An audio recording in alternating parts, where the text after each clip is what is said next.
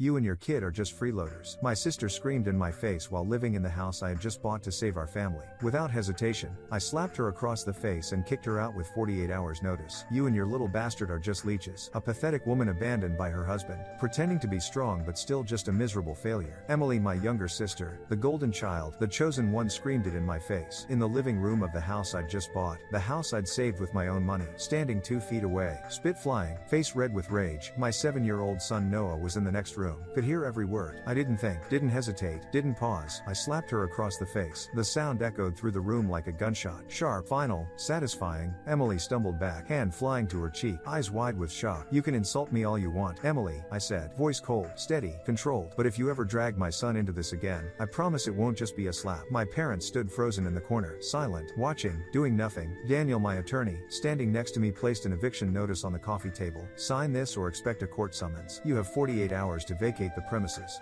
Emily turned to our parents. Desperate now. Mom, Dad, you can't let her do this. This is our family home. Tell her. They lowered their heads, said nothing. She grabbed the pen, signed with such force the paper nearly tore, then stormed toward the door. You'll pay for this, she screamed. You'll regret this. I shrugged. Try me. The door slammed so hard a picture frame fell off the wall, shattered on the hardwood floor. Nobody moved to clean it up. I'm Hannah, 34 years old, creative director at a major advertising firm in Seattle. Single mother to Noah, $300,000 annual salary. High-end apartment overlooking the city. Everything I have, I built myself, because my family never helped me build anything. They only ever tore me down. I stood in front of my childhood home 15 years after leaving. The sky was gray, matching exactly how I felt. My mother had called 3 days earlier, voice trembling. You need to come home. The family is in serious trouble. But that family had never really included me. Only one person ever mattered in our house, Emily. I was 19 when my parents delivered the news that shattered everything. Sitting at the kitchen table, Dad clearing his throat, Mom not making eye contact. We've made a decision about your college fund, Dad said. We're giving it to Emily. All of it. I stared at them. What? Emily has a gift for the arts, Mom said quickly. She needs intensive training, private instructors, the best fashion design program. This is a once-in-a-lifetime opportunity. We can't let it pass. What about mine? I whispered. What about my college? You're smart, Hannah. You'll figure it out. Take out student loans, get scholarships. You'll be fine. But that's my money. Grandma left it for me. It's family money, Dad interrupted. And the family needs it for Emily. She's special. You understand, right? I didn't understand, didn't agree, but I knew arguing was pointless. I left that night. One suitcase, some clothes, $847 from babysitting and odd jobs. No goodbye. No one even noticed I was gone until the next morning. For 4 years, I juggled school and work. Barista at Starbucks from 4 p.m. to midnight. Student during the day. Slept in the break room sometimes because I couldn't afford rent. Survived on expired bread from the bakery section. Lost 20 pounds. Developed an ulcer, but I graduated with honors. Got a job at a marketing firm. Started climbing. My parents didn't care about my journey. They never asked how I survived, how I ate, where I slept. Nothing. They only started calling when they found out I had money. The calls started 3 years ago, around the holidays, always asking for things. Hannah, I'm redecorating the dining room. Could you order that fine china set I showed you? Just $500. Your father's birthday is coming up. He mentioned wanting a Rolex, the one we saw at the mall. Emily needs new camera equipment for her photography business. Could you help out? Just $2,000. Never a question about my life, about Noah, about how I was doing. Just money. Always money. I sent it. $2,000 every birthday. $2,000 every Christmas. Cold bank transfers. No cards, no calls, no conversation. They never said thank you. Just moved on to the next request. I got married at 27, had Noah at 28, divorced at 30 when I caught my ex-husband with his secretary. Classic, predictable, devastating, but I kept climbing, kept working, became creative director at 32, salary jumped to $300,000, bought a penthouse apartment, high-rise, view of Elliott Bay, Noah's own bedroom with space for his toys and books and everything he deserved. We were happy, just the two of us, building our own life, our own family. Then 3 days ago, Mom called. Your father is in the hospital. Heart attack. The family is in serious trouble. You need to come home. So I came. With Noah, back to the house I'd fled 15 years ago. When I arrived, Noah holding my hand, suitcase in the other. My parents barely acknowledged me. Glanced up from the couch, nodded, then saw Noah. Suddenly they transformed. Picture perfect grandparents, fawning over the grandson they'd never bothered to meet, never called about, never asked to visit. Oh, he's so handsome. Come here, sweetheart. Grandma has cookies. Noah looked up at me, confused. Mommy, who are they? That hurt more than anything they'd ever done to me.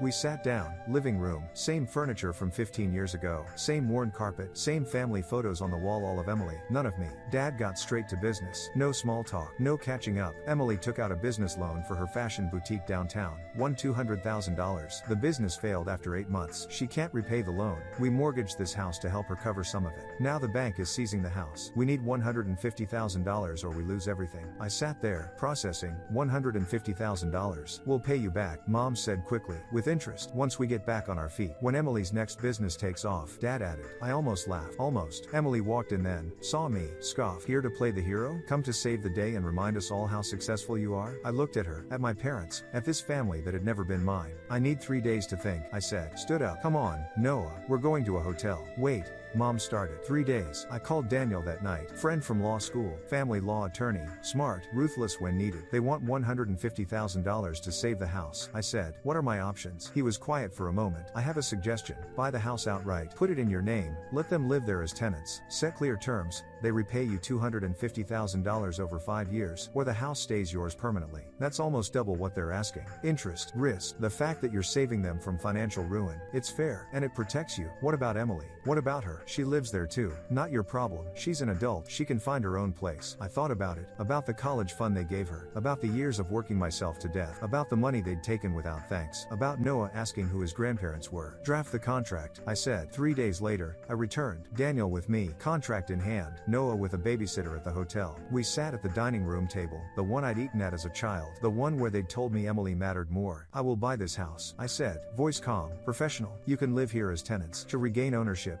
you must repay $250,000 within 5 years. Monthly payments of $4,166. Miss 3 payments and the house becomes mine permanently. No negotiations. Please duckums. Silence. And Emily, I turned to her. You get nothing. You have 2 weeks to find another place to live. My mother burst into tears. Hannah, this is our home. No, it's my home now. You're choosing to stay here under my terms. Emily shrieked. Are you insane? Making mom and dad pay to live in their own home? Kicking me out? You're a monster. I stood up, grabbed the contract. All right then, forget it. Let the bank take it. Good luck finding a place that'll take you with dad's credit score. Wait, dad's voice was urgent. Desperate. We'll sign. I set the contract back down. You have 5 minutes to decide. They signed. Mom crying. Dad's hand shaking. Emily glaring with pure hatred. 2 weeks later, the house was legally mine. Title, deed, everything. Emily moved into a small apartment across town. Mom told me she was doing her best and going through a hard time. I didn't care. Then Emily struck back. Of course she did. She posted on Facebook. Public post. Old photo of Noah and me from his birthday party. Somehow she'd gotten it from mom's phone. Heartbreaking to have a sister with no shame. A single mother abandoned by her husband, now exploiting our elderly parents for profit. She forced them to sign over their home and kicked me out onto the street. She's always been a leech. Prayers for my family. Hundreds of comments flooded in, from people who knew nothing, who'd never met me, who believed her victim story. So sad. Family should help family. Using her own parents? Disgusting. That poor sister. Sending prayers. But Emily had made one fatal mistake. She dragged my son into this. Posted his photo. Exposed him to her lies and her followers. I called Daniel immediately. Sent her a legal notice. Cease and desist. Defamation. And I want her out of my house in 48 hours. She already moved out. She has belongings there. Storage in the garage. I want everything gone. And I want it in writing. Consider it done. That afternoon, we showed up at the house. Daniel in his suit. Me in mine. Professional. Cold. Emily was there, visiting, complaining to mom about her new apartment. Daniel held up documents. Emily Thompson, under the property ownership terms, you no longer have the right to reside in or store belongings at this address. You have 48 hours to remove all personal items or they will be disposed of. Emily laughed. Actually laughed. You're serious? You're really doing this? Do I look like I'm joking? That's when she said it. When she called my son a bastard. When she called me a failure. When I slapped her. My parents stood frozen, silent, doing nothing. Daniel placed the eviction notice on the table. Sign this acknowledgement or expect a court summons for defamation, harassment, and trespassing. Emily turned to our parents one last time. Are you really going to let her do this? They said nothing, just looked at the floor. She grabbed the pen, signed so hard the paper tore, grabbed her purse, stormed out. You'll pay for this, she screamed from the driveway. I watched her car peel out, tires screeching, and felt nothing but peace. A year has passed. My parents still live in the house, make their payments on time, $4,166 every month like clockwork. Once a month, I take Noah to visit. He plays in the backyard. They spoil him with cookies and toys. Try to make up for lost time. I'm civil, polite. Send them $2,000 monthly for expenses not out of love, but because I don't want regrets later. Emily was forced to rent a studio apartment. Works as a clerk at a convenience store. Mom mentions her sometimes. Emily is struggling. She just made mistakes. She's still young. I set my tea down.